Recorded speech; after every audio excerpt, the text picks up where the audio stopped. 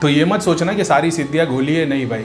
तुम तो एक बॉडी हो, एक आत्मा है, तुम्हारे साथ में दूसरी आ जाती है तो तुमको एनीवे वो बेनिफिट करती है। बस तुम्हारा मकसद क्या है उस पर डिपेंड करता है।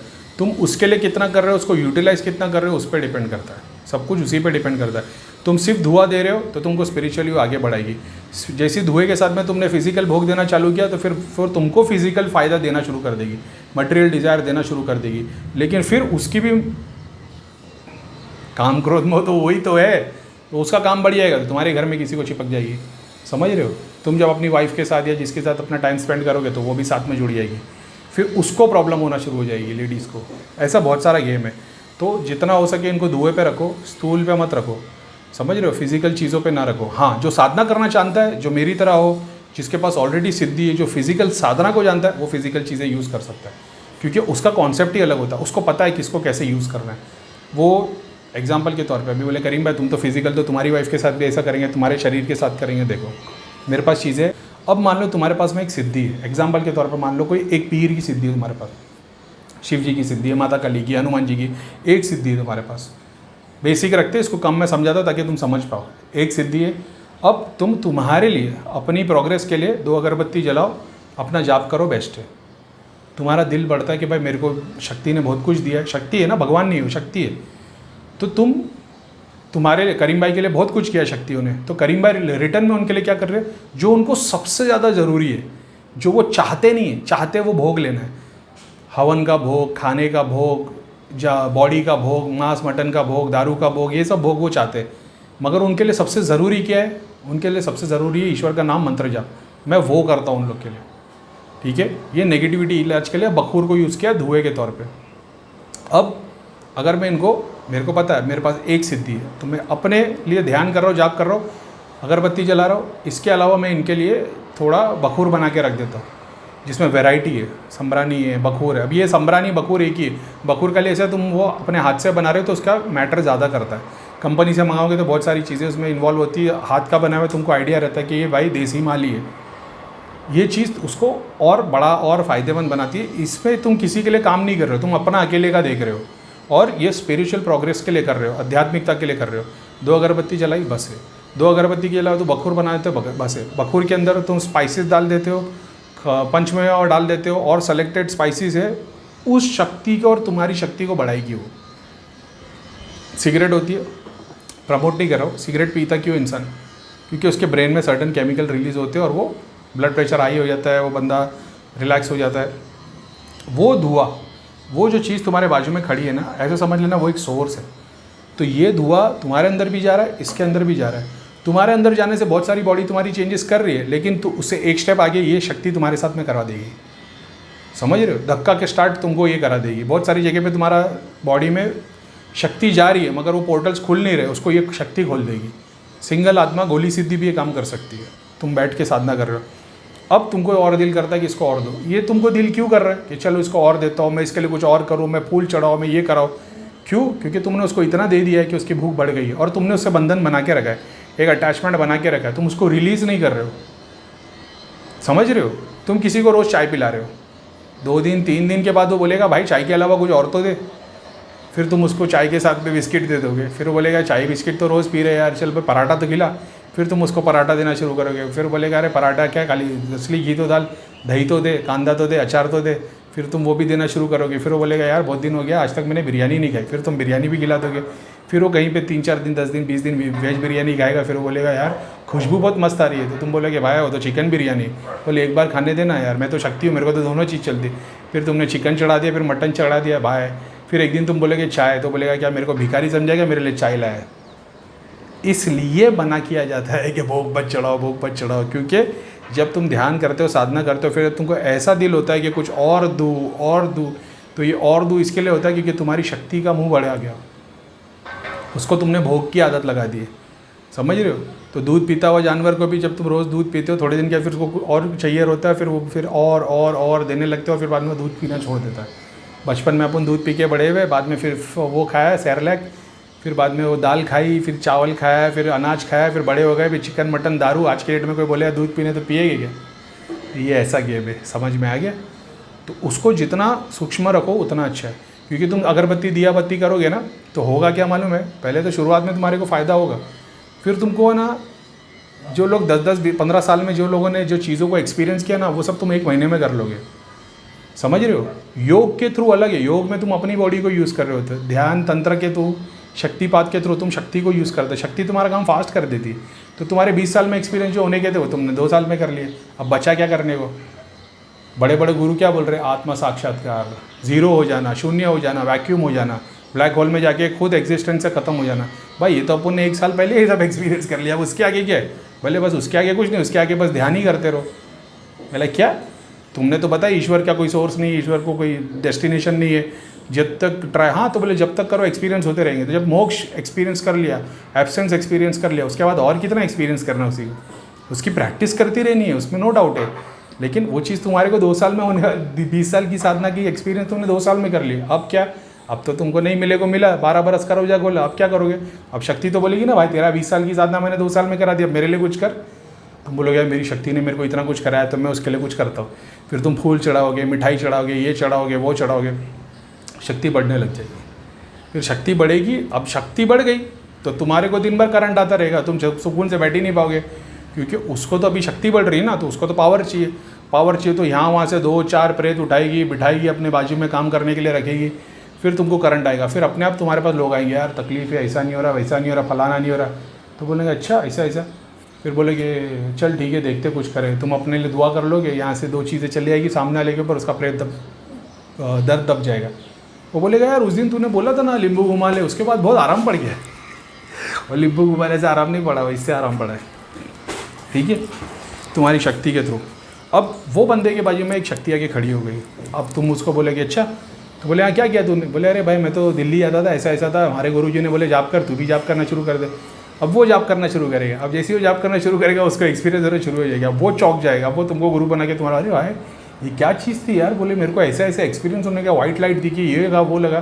तुम बोले कुछ नहीं भाई आशीर्वाद है, कोई बात नहीं, करता रहे। अब तुम्हारे कंधे चौड़े हो जाएंगे, तुमको ऐसा लगेगा ओ मेरे में पावर आ गई। अरे भाई सारा पावर है शक्ति का है, किसी ने आज तक बताया नहीं कि हमारी सोर्स क्या है, अपन बता रहे, बस वही यार।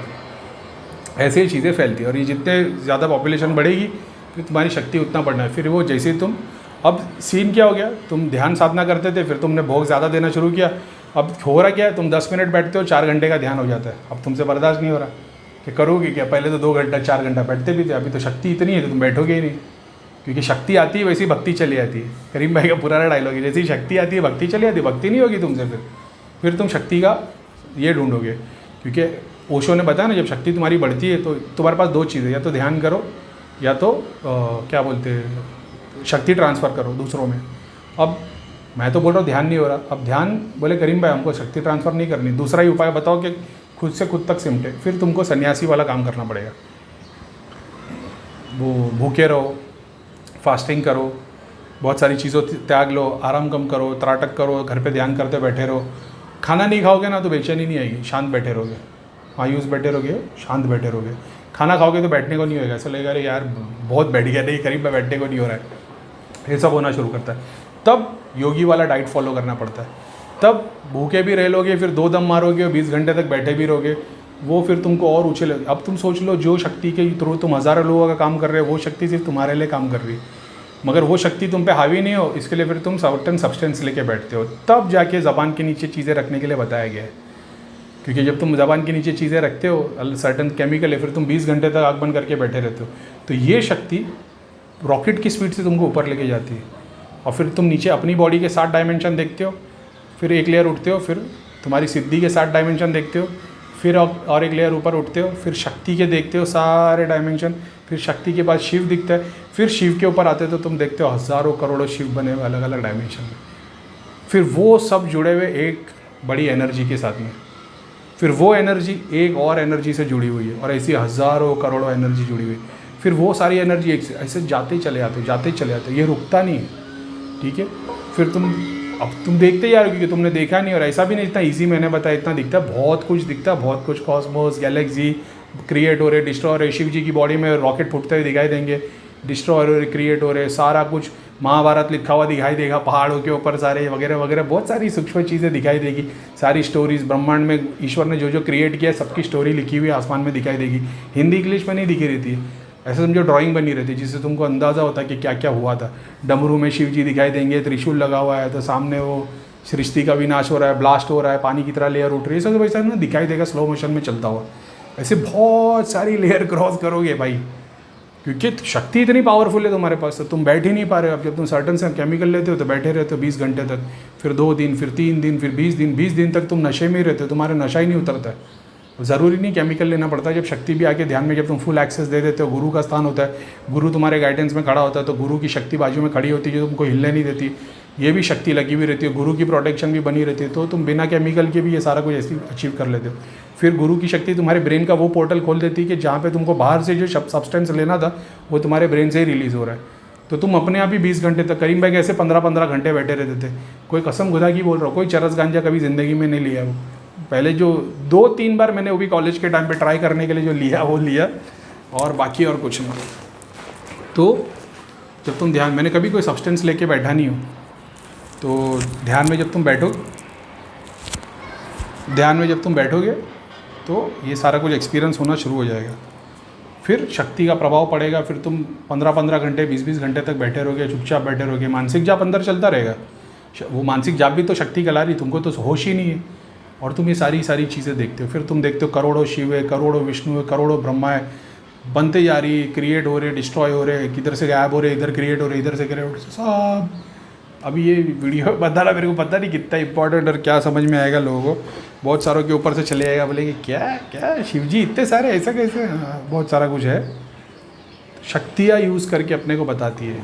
लिटरली वहाँ पे कोई रुद्राक्ष की माला बैठ के शिव जी जैसे बैठे हुए नहीं है, वैसे भी बैठे, नहीं बैठे ऐसा नहीं, वैसे भी बैठे, गौतम बुद्धा जैसे भी बैठे, बड़े बड़े ऋषि मुनि भी बैठे, जो बहुत बड़े बड़े शरीर के साथ में बैठे, वैसा जैसा अर्थ उनके बॉडी के एक डॉट के जितना, और उनकी बॉडी इतनी बड़ी है, गौतम बुद्धा जैसे बैठे, वैसे बहुत सारी शक्तियाँ देखोगे।